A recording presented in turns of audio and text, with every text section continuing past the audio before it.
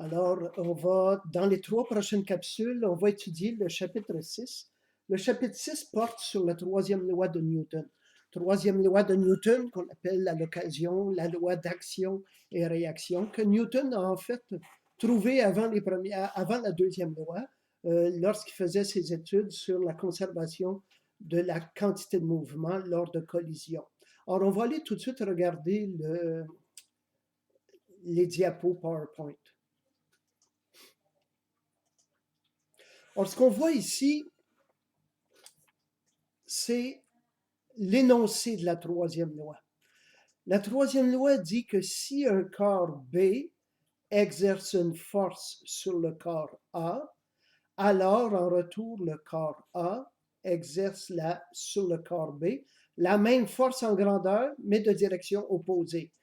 Exemple, le clou dirige une force dans le marteau, pardon, donne une force dans cette direction sur le clou.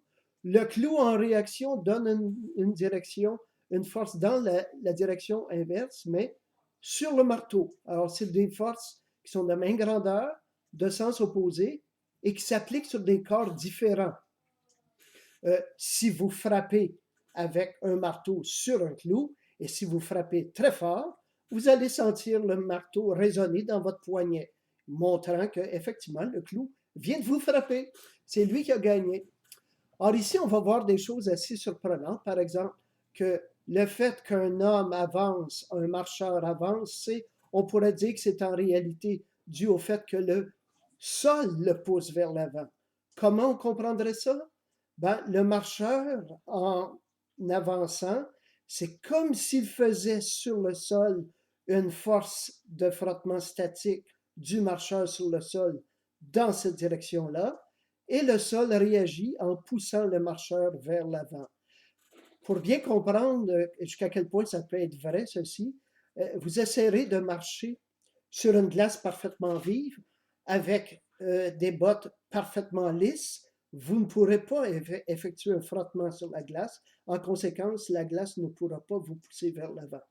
On a parlé jusqu'à maintenant de force de contact, mais en fait, la troisième loi de Newton s'applique aussi aux forces à distance. Par exemple, la gravitation. La Lune est attirée par la Terre, mais la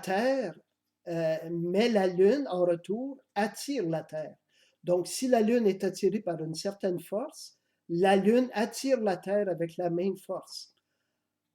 Pensons à Newton et à la fameuse pomme. Ben, supposons que ce soit la pomme ici et la Terre là. La pomme est attirée par une force d'à peu près 1 Newton et à raison de sa masse qui n'est que de 100 grammes, va avoir une accélération à peu près de 9,8 mètres seconde carré. La Terre est elle aussi attirée vers la pomme avec une force de 1 Newton, mais en raison de sa masse de 10 à la 24 kg, son accélération à elle va être de l'ordre de 10 à la moins 25 mètres seconde carré. Or, ce sont toutes ces choses peut-être un peu étranges qu'on va étudier dans le chapitre 3. Un point extrêmement important pour nous, ça va être d'établir les paires de force. Par exemple, on a ici un livre déposé sur une étagère qui dépose sur le sol. Le livre, il y a une paire qui est le livre et la terre. Le livre est attiré par la terre, c'est son poids, mais la terre, en retour, est attirée vers le livre. Le livre déposé sur l'étagère ressent une normale vers le haut de l'étagère sur le livre. À l'inverse, en retour, le livre exerce une normale sur l'étagère, donc du livre sur l'étagère. Dans notre définition des forces, le premier indice est celui de l'objet de la force. Le second indice est celui de l'agent de la force, celui qui effectue la force, et c'est celui qui la subit. On montre ici un écrou qui est en déplacement sur une surface et il y a un frottement cinétique exercé sur la pièce de métal par le sol. En réponse, la pièce va exercer la même force le même frottement cinétique, mais cette fois, ça va être de la pièce sur le sol. Et on voit les autres paires de force également. Dans l'exemple 6.2, qui est assez intéressant parce qu'il va nous montrer un défaut de notre pensée. On a ici deux joueurs de football sur la ligne.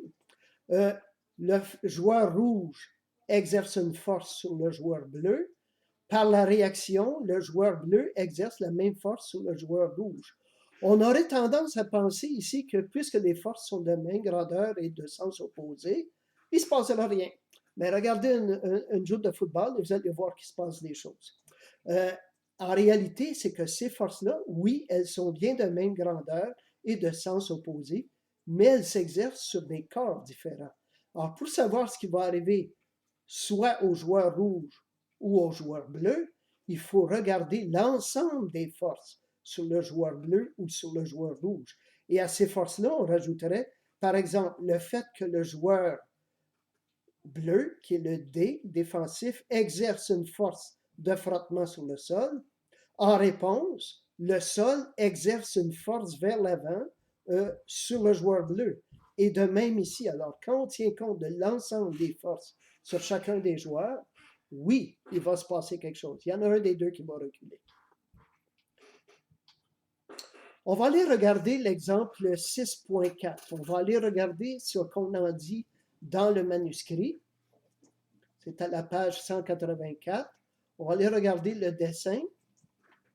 Bon, on a deux boîtes. La boîte A qui est en appui sur la boîte B. La boîte A, sur elle est exercée une force.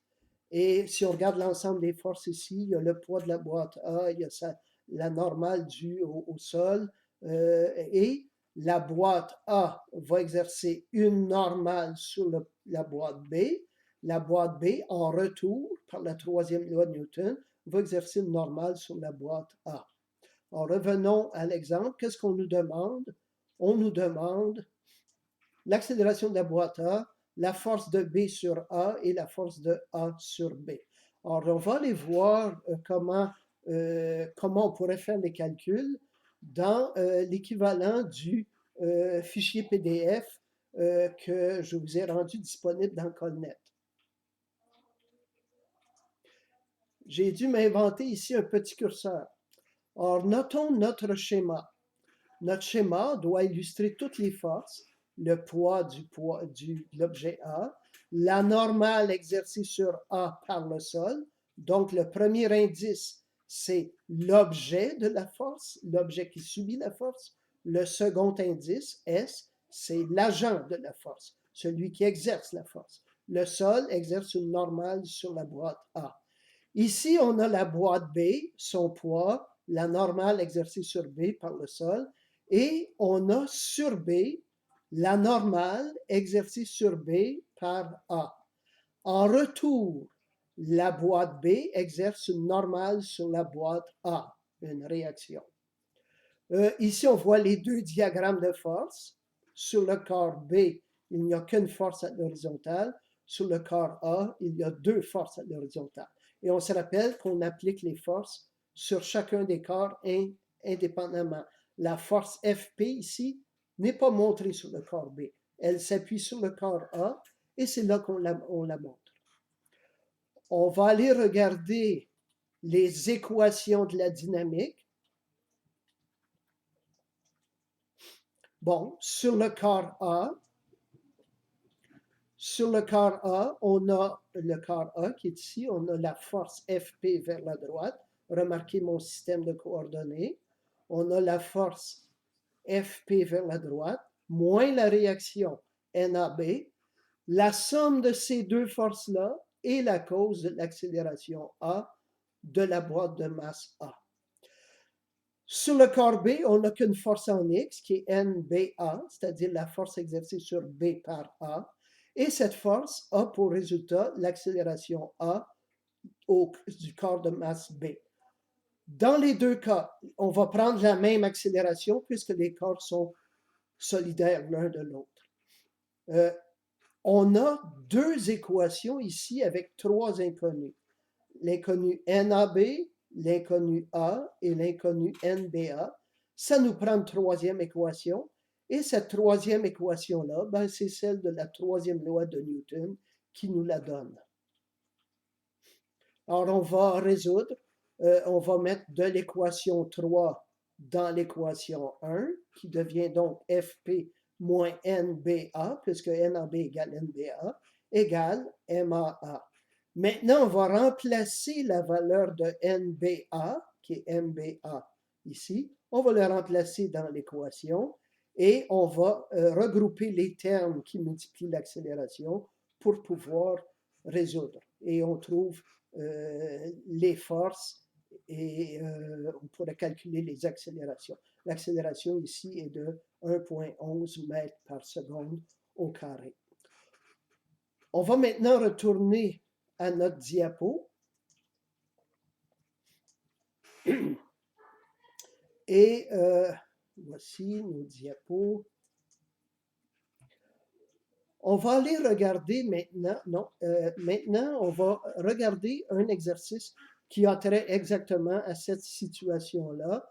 Et pour ce faire, je vais retourner à notre deuxième PDF. Je vais, encore là, j'ai été obligé de me produire un curseur spécial. On va aller regarder dans le manuel la description de cet exercice-là, qui est l'exercice E13 du chapitre 6. On a deux blocs, comme dans l'exemple 6.4. On a une force exercée avec un angle sur le premier. On nous donne des masses, la grandeur de la force et l'angle, et on nous demande de calculer l'accélération du bloc de droite. Mais comme les deux blocs sont solidaires, on ne peut pas imaginer que le bloc 2 se sépare, il ne subirait plus aucune poussée, n'aurait plus de raison d'avancer. Donc, les deux boîtes doivent avoir la même accélération. On va revenir à notre PDF.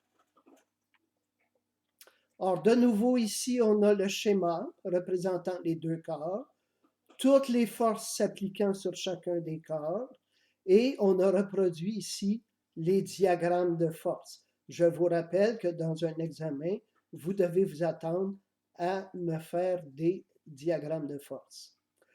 Or, quelles sont les équations de la dynamique? Pour le corps 1, la somme des forces en X sur le corps 1, ben, il y a la composante X de F cos θ, moins la réaction du corps 2 sur le corps 1.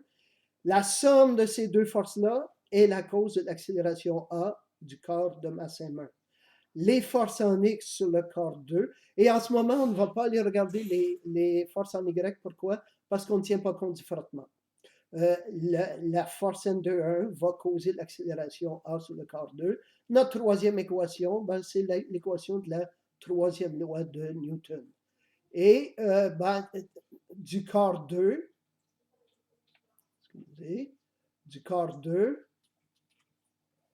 l'accélération du corps 2, ben, on regarde les forces, on met cette équation ici dans l'équation 1, on transporte le N2,1 vers le N1,2, pourquoi? En raison de la troisième loi de Newton. On met ça dans 1 et ça nous donne l'accélération. Et on a dit que l'accélération des deux corps était égale, donc en résolvant pour l'accélération du corps 1, on a trouvé l'accélération du corps 2. Ensuite, on résout pour les forces exercées sur le corps 1 par le corps 2. Si on se rappelle, la force exercée sur le corps 1 par le corps 2, c'est celle-ci. C'est N2,1. Alors, N2,1, il est égal à N1,2, il est égal à M2A.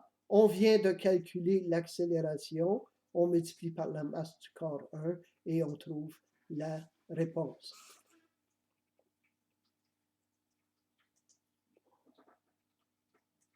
Alors, ceci termine cette première capsule qui portait sur les sections 6.1 à 6.3 du chapitre 6.